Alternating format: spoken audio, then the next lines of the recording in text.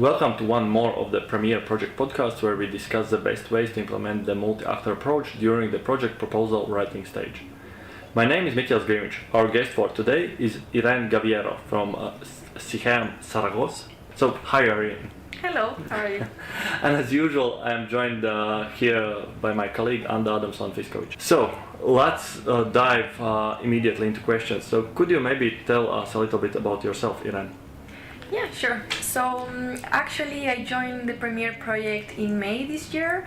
It's the first time I'm working in a Horizon Europe project, but actually I have previous experience in the development and humanitarian world, so I have worked in projects quite a lot, and even if we didn't call it multi-actor approach, I guess that this is what I have been doing until now, because I have worked with different stakeholders from all levels, from policy to practitioners. So in that sense, it's quite a similar approach to what I have been doing before. So while you don't exactly have had experience with multi-actor, you have a firm grasp of what it is, basically. Yeah, exactly. When I joined the project, in the beginning maybe it was a bit difficult to understand because the concept sounded a bit complex, and also the framework where it's framed in Horizon Europe.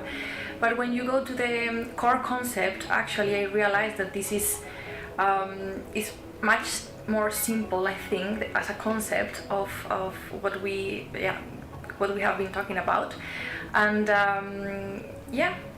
so. And what was the way you called it? The things that you did that now are framed as multi-actor? How would you call that at that time? So basically, in the project that I have been involved until now, what we say is that it needs to be inclusive. And I remember there were a lot of conversation, for example, in the way of, I think in the development world, and we usually talked before about beneficiaries, and it has been a big change, because actually beneficiaries it's related to a passive actor.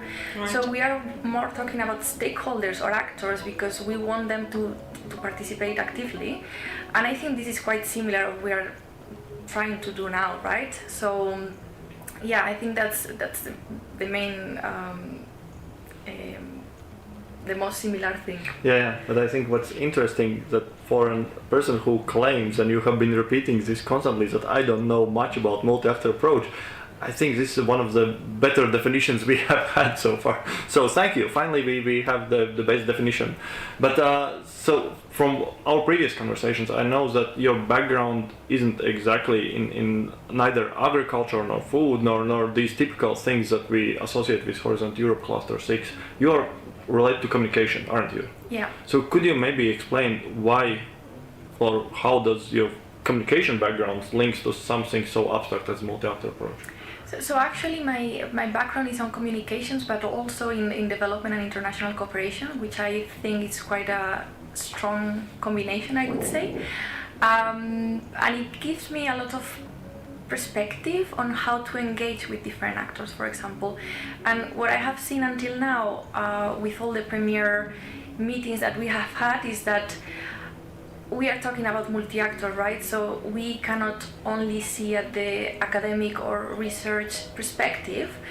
And even in some conversations, maybe too technical, I feel sometimes, I cannot provide much information, but I think it's also good to have other perspectives. And so my background is not in agriculture, but when I was, for example, in East Timor, I worked in a sustainable development project, and it was directly linked with farmers. We were working in a value chain project. So actually the conversation with them were quite direct, and also the government was involved, technical institutions as well.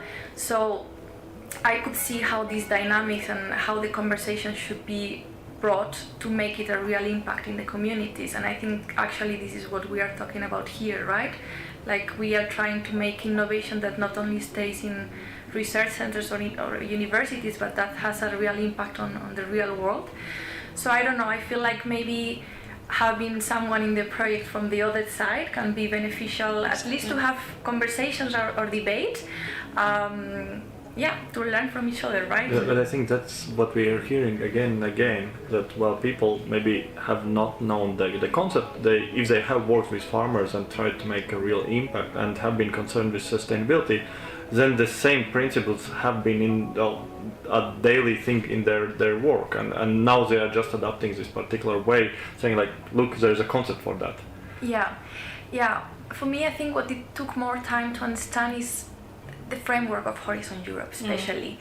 And when we talk, for example, these 7 requirements about the multi-actor, it looks very complex, but I think when you go into the detail, because the language or the narrative can be a bit technical, but when you go into the detail, it's actually quite logic. And I feel that we all apply multi-actor in one way or another in many aspects, not only specifically linked to Horizon Europe projects, but it's just the conceptualization sometimes is a bit difficult. And so it seems that multi-actor is not a problem, but Horizon Europe and multi-actor is a challenge. Yeah, but I think the specifics might be that in Horizon you speak also of other actors as official partners in the projects, and I think in your experience in the other projects beforehand, maybe that was not the case, that it's more like a stakeholder thing, that you engage with them, but they don't have this responsibility vis-a-vis the either the funder or the organization. Do I get it right? I feel that the structure is a bit different. Like I could see it from innovation, of course, like the weight of the researcher, of the academic is a bit different. Yeah, now definitely I think we are talking about 2 different frameworks, but still there are some things that you could pick up from. I think it's very clear that Horizon is very particular structure, even if compared with different funding instruments. And did you want to add something else? Yeah, I was wondering about, because you listed a lot of stakeholder groups that you have worked with before, I was wondering, is there a particular group that you find more challenging to involve, and who is usually taking the lead in actually steering or brokering this collaboration and inclusion? Who is the one who is responsible for it? I'm not sure how to answer this question, because I think it really depends on the context that you are working in. I don't know, in previous positions that I have had, of course you have to work with government bodies, and sometimes because they have their own rules, so sometimes it can be challenging, and also they have their own timelines, so you have to align with your project. I really enjoy working with communities, I would say, but still as well it needs time, and I think one of the main conversations that we have had the past days on the multi-actor actually is that all this co-creation process needs time, because actually it needs discussion, debate, everything. And I feel at the end is behind co-creation is the relationships that you have with the people, right? Because we are building on trust and all of that. So you can be very technical, but I think the social skills on how to communicate and this is important. But I think that's one of the things that we have recognized in our research that we have done on multi-actor approach, that primary factors that distinguish that, of course there are many, but the need of time or the time investments that you have to put to actually to make it work is substantially higher when you compare to everything else. So that's the primary resource. You have to account for the times that you will need to build trust, to reach agreement, to basically to do everything. And I think that's the main message of Premiere, actually, that we're focusing on the proposal development stage. Exactly. Because then you can sort of at least have some more time before jumping into the project implementation to build this. You're right, but so I'm with one eye I'm looking at the time, and probably we have to move to the things that actually you are best aware of or you know better than everybody else. So in the Premiere project you are building this MOOC system. Yes. Massive online of open access course, or I'm not sure what the abbreviation stands for, but probably somewhere there. Yeah. So could you maybe elaborate slightly what it is? So the idea of the MOOC, it will be an online free course, and our idea is to equip participants and learners that are interested in doing this course with the practice methodologies to have this co-creation on the multi-actor approach. So actually it will contain 8 modules, and it will go from the real concept of the multi-actor approach to the evaluation criteria. Then we will go into stakeholders as well, how to form a consortium. We will also address the administrative and financial issues, and also, and not less important, the soft skills for co-creation that we have been talking about. So yeah, we are creating this platform that if you do this course, the idea is that you will be a pro in multi-actor approach. And who wouldn't want to be a pro in multi-actor approach? Exactly. But I think what is really interesting as well about this product is that it will be available for everyone. So if you're a newcomer that doesn't know or haven't heard before about the multi-actor approach, you will be able to do the 8 modules, and it will be interesting for you because even if it will be technical, we will give you the introduction needed for you to reach this knowledge. But also, if you are an experienced person in presenting proposals, multi-actor proposals in Horizon Europe, still I think you will find some information that is quite interesting. For example, on financial or administrative issues. I say this because I can see it in all the conversations that we have had in the past years. I mean, months for me in the project, is that there is still a lot to discuss on multi-actor, and the knowledge is there. So what we are trying is to put it together as an educational material and make it engaging for learners. Yeah. Okay. But so you mentioned that it's definitely will be helpful to newcomers. I assume it also will be helpful to somebody who is already well established. Exactly. And then from what I gather, it's like a buffet where you can just put what you like on your plate, and then you basically construct your own meal. Yeah, exactly. As we thought about this platform, we want it to be as open as possible. So if you are only interested in one module, you can do this module. You don't need to do the 8 of them, and you can jump from one to another. Of course, if you finalize the 8 modules, you will receive a certificate, but this is not compulsory. And basically that's the information. And sorry, one more thing that I wanted to mention is that one of the core aspects of this course that we are developing is that we want it to reflect the reality. So what we are doing is that we are gathering case studies and people that has participated in a project from diverse backgrounds, diverse stakeholder groups that can present a little bit on the multi-actor from their experience. We are not only looking at projects that went well or were successful, that of course we will have some examples on this, but also we want to create a little bit of space for debate on things that didn't work so well and lessons learned. So it's adapted to different types of learning. So if you like to read, you read something. If you like to be aware of examples that worked, you can get that. Maybe something even else. Yeah, exactly. So as we thought about it, in each of the modules we will have video presentations from experts, and with the video you will be able to download the transcription, like the written module, because sometimes we feel actually people prefer to read rather than to watch a video. But then we will also have these case studies, as I mentioned, reflection exercise. We will include some of these exercises, so if you have a project, you can apply what you are learning to your own experience or the project that you are developing. And then also a quiz, so you can see if you learn. It's always good to have a quiz. Exactly, it's always good to test your knowledge. Yeah, and then also finally we will have external resources and tools. I think this is one of the strengths of the Premier project, the tools that we are developing, but we will also have some external tools beyond Premier. Okay, so and if you want to capture even more attention, maybe some picture of cats somewhere. That's also good to think about it. So I think one of the most prominent feature of MAA is this, that you have different various stakeholders with different needs and different discourses and different like they are different. And I wonder, you are saying that this MOOC course is for everyone, and then we know that policymakers have different way how they express themselves and entrepreneurs. So how are you overcoming this gap? So this is a really good question, because actually we are still discussing how to do this in the best possible way. It was a bit challenging in the beginning for us to visualize who will be doing this course, because of course you will not write the material the same way from a target group to another, but we are trying to make it as much as inclusive as possible. And as I said, I think including different case studies and examples will be helpful for that, because maybe you don't feel represented in some of the examples, but yes, you can find other examples that actually you think, oh, that's actually very helpful for my work or for my area. So okay, so you are thinking, and the end product will have the answer to that.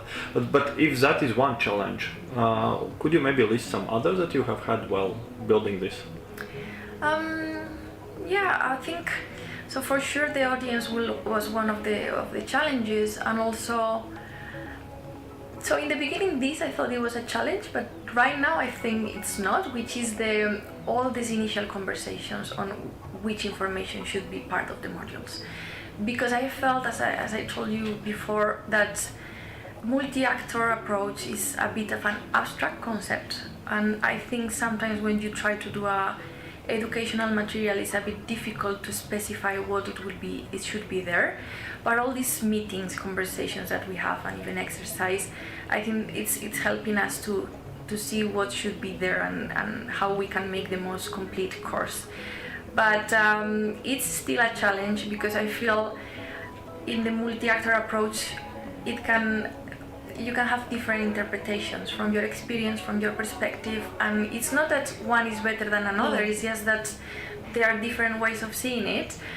But of course, we need to find a common direction within the project. So sometimes this is a bit challenging, I would say. Yeah. But I think it's like a multi-actor approach in action also. Exactly. in your work in trying to explain this approach to others. So I think it's like a double challenge for you, but also you are learning through that a lot also to feed into the material afterwards to provide to the learners. Yeah, and I think it's also good that we are not providing a close definition of what it is, because it's still open, right? And, and I find it very interesting that people who are probably attending things like this, they are not looking for even more complexity. They are looking for answers, but then they are engaging with very complex issues of how to actually provide ready-made answers to something that doesn't really often have predefined answers, and you have to identify what is the best thing that works for you.